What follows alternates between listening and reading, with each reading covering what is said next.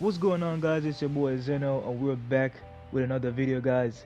As you can tell from the title, we'll be playing some Mortal Kombat 1, and we're going to be talking about something, I want to say something important in FGC. If you play a lot of fighting games, or especially NRS games, this is something that you might want to learn about. If you don't already know about this move, well, just think of it as a learning process, and if you do already know about this move, then it's just something to refresh your memory. So we're going to be talking about fuzzy blocking. And you might ask the question, what is fuzzy blocking?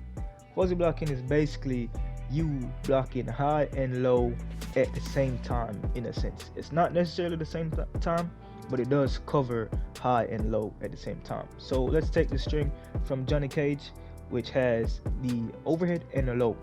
Now this is the mix up where this string is concerned, because the string hits overhead and a low.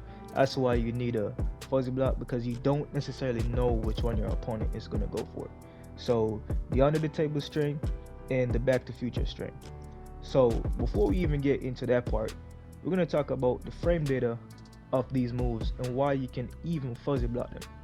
So for one, the under the table string, we're going to put it on the screen right here so you guys can see. So for one, the under the table string is a 17 frame startup for the low, and for the overhead it's a 24 frame starter. So what that tells you basically is that the low comes out faster than the overhead. So essentially, when you're doing this, in Johnny Cage's case, you want to block low first and then you block overhead, because the low is faster. So obviously it makes sense to block a 17 frames, because that comes out faster than a 24 frame, which is the overhead. So now I'm gonna tell you guys how to actually fuzzy block. So like I said just not too long ago, is you want to block low first and then you want to let go of your block button. So you're not doing anything else but just crouch blocking and then letting it go. So essentially what you want to do, if you know your opponent is going to do the string on you, you just crouch block and let it go. Now there's a little bit of timing in regards to doing this, so you might want to lab it for a little bit, get a little bit of practice in. But after you do that, I promise you guys, it's going to start getting a lot more easier and easier for you guys to do. So we're going to set the computer to do a mixture or just rotate basically between these two strings at random, and we're going to demonstrate what the fuzzy blocking looks like. So here we just did the recording. Now we're going to set it to random playback, random hidden playback. That way you guys can see that there's no way for me to tell.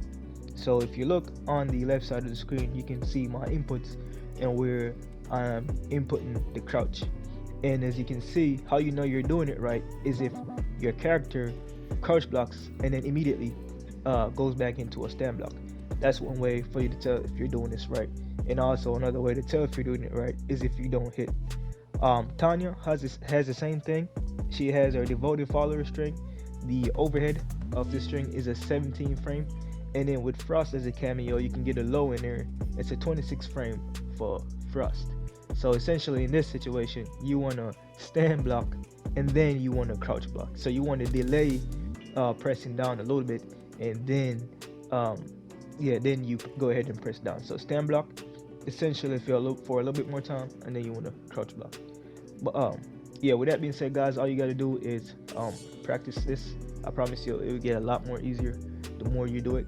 And yeah, you won't have to worry about having to try to predict what your opponent's gonna do. But yeah, like I said, that's pretty much fuzzy blocking.